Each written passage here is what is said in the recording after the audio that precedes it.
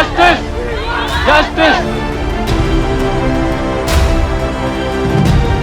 ಬೆಂಗಳೂರಿನ Manipal academy of BFSI ಕಾಲೇಜಿನಲ್ಲಿ ವಿದ್ಯಾರ್ಥಿಗಳ ಪ್ರತಿಭಟನೆ ತೀವ್ರ ಸ್ವರೂಪ ಪಡೆದುಕೊಂಡಿದೆ. ಕಳೆದ 3 ದಿನಗಳಿಂದ 1000ಕ್ಕೂ ಹೆಚ್ಚು ವಿದ್ಯಾರ್ಥಿಗಳು ಧರಣಿ ನಡೆಸುತ್ತಿದ್ದು, ಕಾಲೇಜು ಆವರಣದಲ್ಲಿ ಉದ್ವಿಗ್ನ ಪರಿಸ್ಥಿತಿ ನಿರ್ಮಾಣವಾಗಿದೆ. ಪರಿಸ್ಥಿತಿ ನಿಯಂತ್ರಣಕ್ಕೆ 400ಕ್ಕೂ ಹೆಚ್ಚು ಪೊಲೀಸರನ್ನು ನಿಯೋಜಿಸಲಾಗಿದೆ.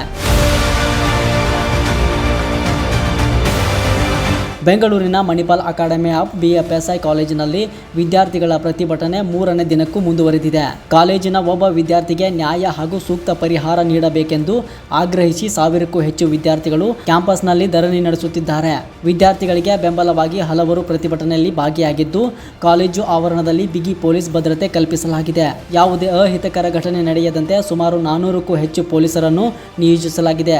ಇನ್ನೊಂದೆಡೆ ವಿದ್ಯಾರ್ಥಿಗಳು ಹೆಚ್ಚಿನ ಕಾಂಪೆನ್ಸೇಷನ್ ನೀಡಬೇಕು ಎಂದು ಒತ್ತಾಯಿಸಿದ್ದಾರೆ.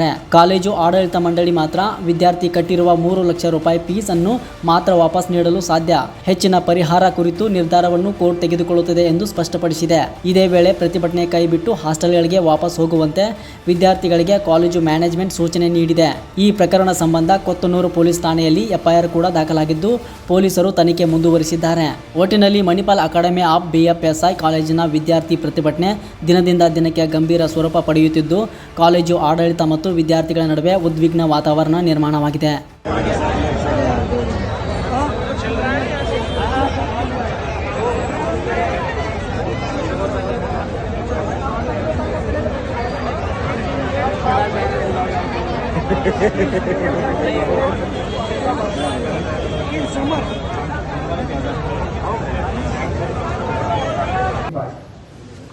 By tomorrow 10:30 AM.